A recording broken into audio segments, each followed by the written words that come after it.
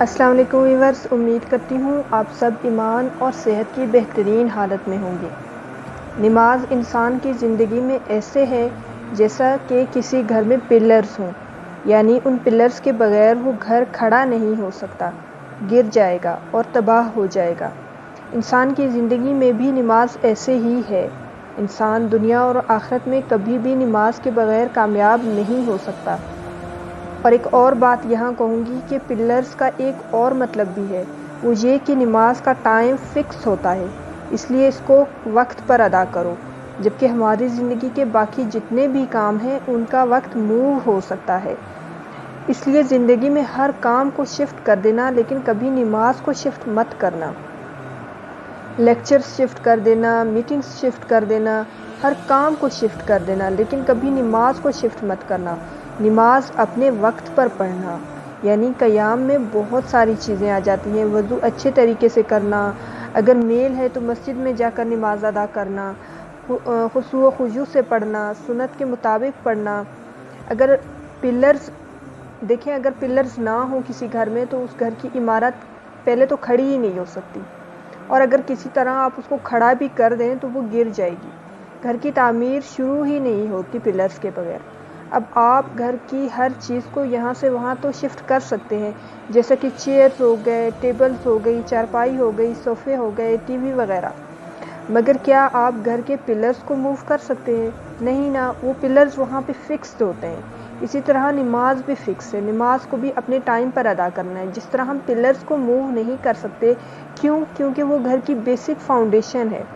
اگر ہم ان پلرز کو موو کرنے کی کوشش کریں گے تو پورا کا پورا گھر ہل جائے گا۔ اسی طرح اگر ہم نماز کو اس کے وقت پر ادا نہیں کریں گے تو کیا ہوگا، ہماری ساری زندگی ڈسٹرب ہو جائے گی۔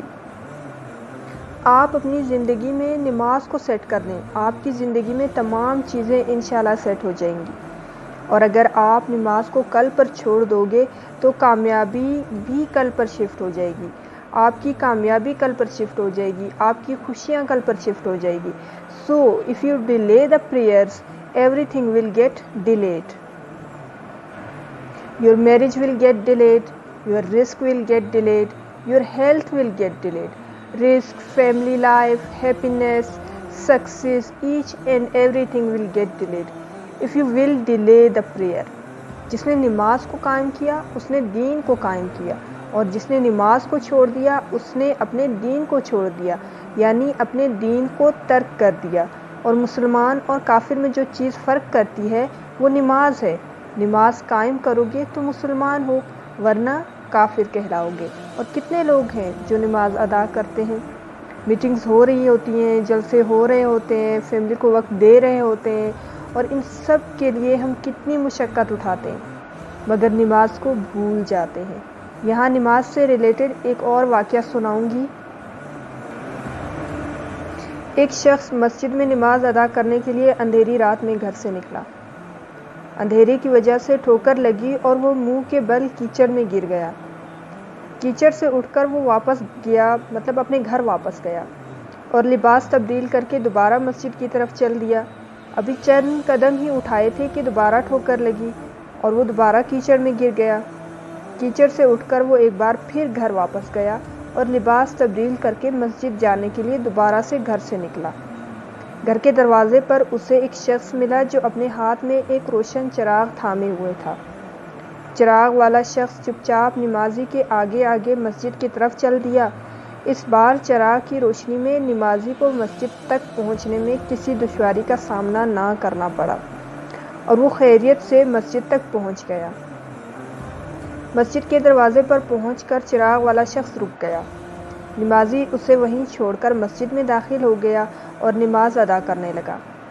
اب جب نمازی نماز سے فارغ ہو کر مسجد سے باہر آیا تو اس نے دیکھا چراغ والا شخص اس کا منتظر ہے تاکہ اسے دوبارہ چراغ کی روشنی میں گھر تک چھوڑ آئے۔ جب نمازی گھر پہنچ گیا تو اس نے اس اجنبی سے پوچھا، آپ کون ہیں؟ اجنبی بولا، سچ بتاؤں تو میں ابلیس ہوں۔ نمازی کی حیرت کی انتہا نہ رہی۔ اس نے پوچھا، تجھے تو میری نماز رہ جانے پر خوش ہونا چاہیے تھا، پھر تو چراغ کی روشنی میں مجھے مسجد تک کیوں لایا؟ ابلیس نے جواب دیا، جب تجھے پہلی ٹھوکر لگی تو اللہ نے تیرے عمر بھر کے گناہ معاف کر دیے۔ جب تجھے دوسری ٹھوکر لگی تو تیرے سارے خاندان کو بخش دیا۔ مجھے فکر ہوئی اب اگر تجھے تیسری ٹھوکر لگے گی تو اللہ تیرے سارے گاؤں والوں کی مغفرت نہ فرما دے، اس لیے چراغ لے کر آیا ہوں کہ بغیر گرے تو مسجد تک پہنچ سکے۔ آخر میں صرف اتنا کہوں گی کہ مصروف زندگی نماز کو مشکل بنا دیتی ہے، لیکن نماز مصروف زندگی کو آسان بنا دیتی ہے، اور اپنے بہترین وقت کو نماز کے لیے وقف کرو، کیونکہ تمہارے سب کام تمہاری نماز کے بعد قبول ہوں گے۔ چینل کو لائک، شیئر اور سبسکرائب کر دیں اور بیل بٹن کو دبانا نہ بھولیں۔ خوش رہیں اور خوشیاں بانٹیں۔ اپنے لیے بھی دعا کریں اور ہمیں بھی اپنی دعاؤں میں یاد رکھیں۔ کیا پتہ کب کہاں کس کی دعا قبول ہو جائے۔